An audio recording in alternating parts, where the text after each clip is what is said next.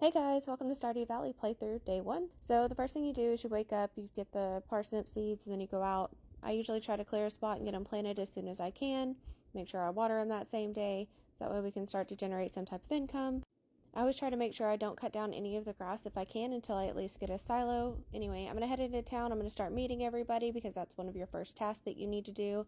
While I'm in the store, I go ahead and get the 3 other seeds that I'm going to need in order to complete the community center. I always try to get that completed as fast as I can, so that way I can make sure I'm getting that done and get all the benefits from having it.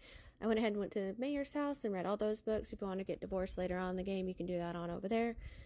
After we completed that, we just kept going around town. We went down to the beach, so that way we could read the sign on the fisherman's store so we could get the fishing pole a little bit faster. We went over to the community center so we could talk to the man about the artifacts. That way whenever we are digging things up, that's what's coming up for us.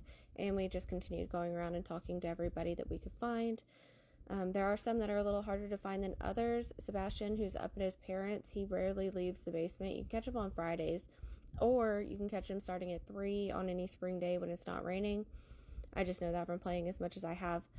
So then I went back to the farm because I had quite a bit of energy and we needed to get that out, of course. That way we could use the most of our resources that we had. One of the first things I like to do is to build a chest. You just saw me doing that. It takes 50 of the wood to do that. It's also really important because that's where you can keep your extra things that you gather as you go for the community center up until you can get that unlocked.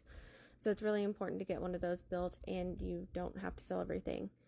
So I just continued on collecting different things that I knew that needed to go in there. My inventory was full, of course. I sold what I could, kept what I couldn't, and then just made sure she ran out of energy before we finally went to bed.